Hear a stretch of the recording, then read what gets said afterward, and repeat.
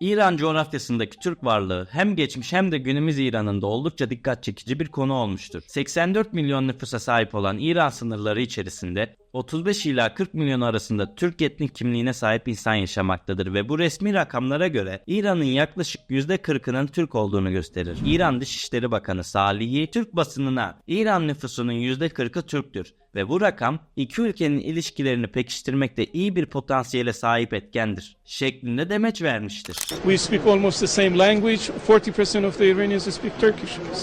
Türkler ve Farsların tarihin birçok döneminde komşu olarak yaşadığı göz önüne alındığında bu durumun pek de sıra dışı olduğunu söyleyemem. Zira İran coğrafyası Türk tarihi açısından göz ardı edilemeyecek bir coğrafyadır. Bununla beraber Türk tarihi dikkate alınmaksızın İran tarihi üzerine yapılan çalışmalar da bana göre eksik kalacaktır. Çünkü Türkler bu coğrafyada yaklaşık 9 asır hüküm sürmüş, pek çok devlet kurmuştur. İran 1925 yılına kadar Büyük Selçuklu, Safevi, Kaçar, Kızılbaş, Türkmen ve Azerbaycan Türklerinin devletleri ve hanedanları tarafından yönetilmiştir. Bu videoda İran'da yaşayan Türkleri daha yakından tanımanız için size yardımcı olacağım. Eğer siz de bana yardımcı olmak istiyorsanız kanalıma abone olmayı ve videoya etkileşim bırakmayı unutmayın. İran Türkleri genellikle İran'ın kuzeybatısı ve merkezinde yaşamaktadır. Bu nüfusun çoğunluğu Azerbaycan Türklerinden oluşur. Başkent Tahran'daki nüfusları da oldukça yüksektir. Hatta iddia ediyorum bir gün yolunuz Tahran'a düşerse alışveriş yapmak için gittiğiniz pazarda Türkçe konuşup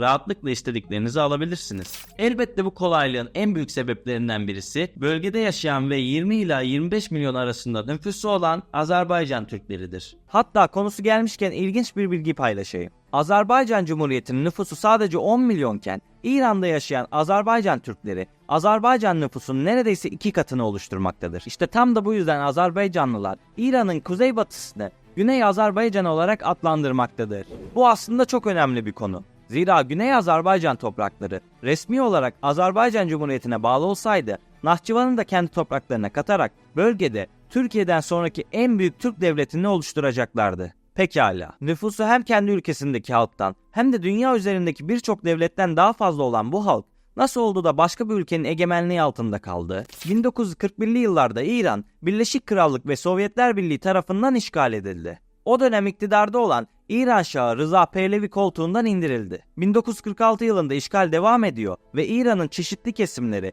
İngilizler tarafından kontrol ediliyordu. Ayrıca Kızıl Ordu da ilerlemeyi sürdürüyordu. Stalin ise etki alanını yeni bağımsız devletler oluşturarak arttırmayı amaçlıyordu. Tam da bu amaca dayanarak Güney Azerbaycan Cumhuriyeti kuruldu. Devletin başına yenilikçi ve aydın fikirleri olan Seyit Cafer Pişevari getirilirken merkez ise Türklerin en yoğun yaşadığı Tebriz şehri oldu. Fakat Amerika'nın baskıları sebebiyle Sovyetler Doğu Avrupa'daki çıkarları karşılığında bölgeden çekilme kararı alınca Azerbaycan Milli Hükümeti İran'ın ordusu karşısında çaresiz kaldı. Aradan geçen süre zarfında Azerbaycanlılar çeşitli direnişlerde bulunsalar da başarılı olamadılar ve yüz ölçümüne göre neredeyse 2 tane Azerbaycan yapan 150 ila 200 bin kilometre karelik alanı kapsayan bu coğrafya, İngiltere ve Sovyetlerin bölgeden çekilmesini destekleyen ABD'nin sebep olduğu sonuçlar yüzünden İran'a bırakıldı. Sonrasında İran Şahı Muhammed Pehlevi, Azerbaycan Türkçesiyle eğitim veren tüm kurumları kapattı. Ebu'l-Fes Elçibey döneminde Pan-Türk siyasi söylemi ve Azerbaycan'ın birleşme düşünceleri, İran'ın Azerbaycan'la ilgili endişelerinin şekillenmesinde belirleyici rol oynadı. İran'da Azerbaycan sınırlarına yakın yaşayan milyonlarca Azerbaycan Türk'ü, devlet işlerinde ve ekonomik alanlarda önemli pozisyonlar aldığı için bu tarz milliyetçi yaklaşımlar İran'daki Türklerin geleceğini etkileyebilecek söylemlerdi. Bundan böyle İran, ülkesindeki Türk nüfusun fazlalığından dolayı Azerbaycan'dan gelebilecek olası tehditleri engellemek için Ermenistan'la güçlü bir ortaklık kurmayı tercih etti. İran ve Azerbaycan'ın ikili ilişkilerini bunun gibi olumsuz etkileyen pek çok sorun var. Onlardan bir tanesi de Azerbaycan Türklerine Azeri denmesi. Azerbaycan Türkleri kendilerine Azeri denilmesinden nefret ediyor diyebilirim. Azeri kelimesi İlber Ortaylı'ya göre Stalin tarafından uydurulmuş bir kelime. Azerbaycanlı başka, Azeri başka. Türkler arasında Azeri diye bir millet yoktur. Bunu Stalin hıyarı çıkardı. Stalin cahil bir Gürcüdür. Milliyetlerden anlamaz, felaket bir heriftir. Stalin cahil bir hıyar mı bilemem ama Azerbaycan Türklerini eziyet eden bir şahsiyet. Stalin döneminde Azerbaycan Türkleri çeşitli ayrımcılığa ve baskılara maruz kaldı. Bu baskılar sosyoekonomik, politik ve kültürel yaşamlarını derinden etkiledi.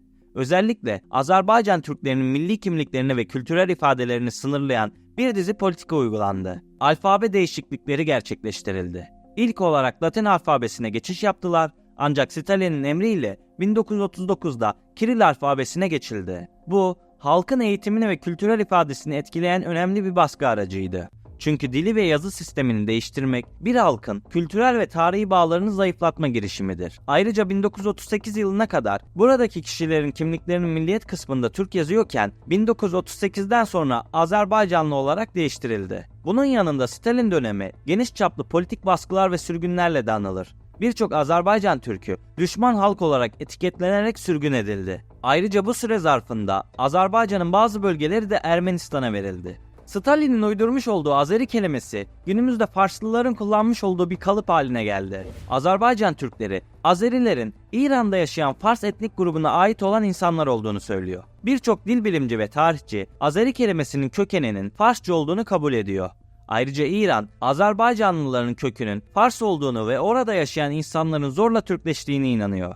Basitçe, Ruslar Azerbaycan'a büyük zararlar vermiş ve Zengezur'u Ermenistan'a, Güney Azerbaycan'ı ise İran'a bırakarak bütün Azerbaycan'ın yeniden birleşmesini imkansız hale getirmiş. Azerbaycan halkının bütün Azerbaycan hayali elbette devam ediyor. Ne yazık ki Rusya günümüzde hala bu bölgede işleri karıştırıyor. Fakat tüm bu baskıcı tutuma rağmen burada yaşamaktan keyif alan Türkler Traktör Futbol Kulübü adında bir futbol kulübü kurdular. Mustafa Denizli'nin de bir dönem burada görev aldığını unutmamak gerekir. Öte yandan bu Türk kulübünün çılgın ve çok coşkulu bir taraftar grubu var. Öyle ki Traktör Futbol Kulübü 2021 yılında yapılan bir anketle Asya Futbol Konfederasyonu tarafından Asya'nın en popüler kulübü seçildi. Fakat bazı iddialara göre Tahran hükümeti başarılı sonuçlar alan bu takımın İran'da ve dünyada popüler olmasını engelliyor.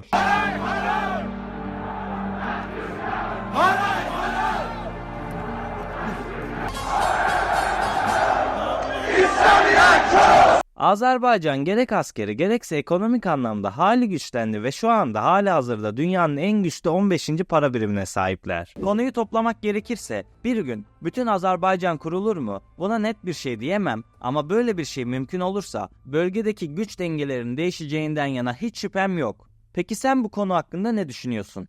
Yorumlarda fikirlerini belirtmeyi unutma. Sizlerden küçük bir ricam var arkadaşlar. Biliyorsunuz ki 100.000 abone olma hedefim var ve videolarımı izleyen kitlenin %80'i ne yazık ki kanalıma abone olmayı tercih etmiyor. Bu kadar emek verilmiş videoları sizin desteklerinizle yapabilirim. Eğer bana gerçekten destek olmak istiyorsan abone olmayı ve bildirimleri açmayı unutma. Beni buraya kadar dinlediğin için teşekkür ederim. Bir sonraki videoda görüşmek üzere. Kendinize iyi bakın.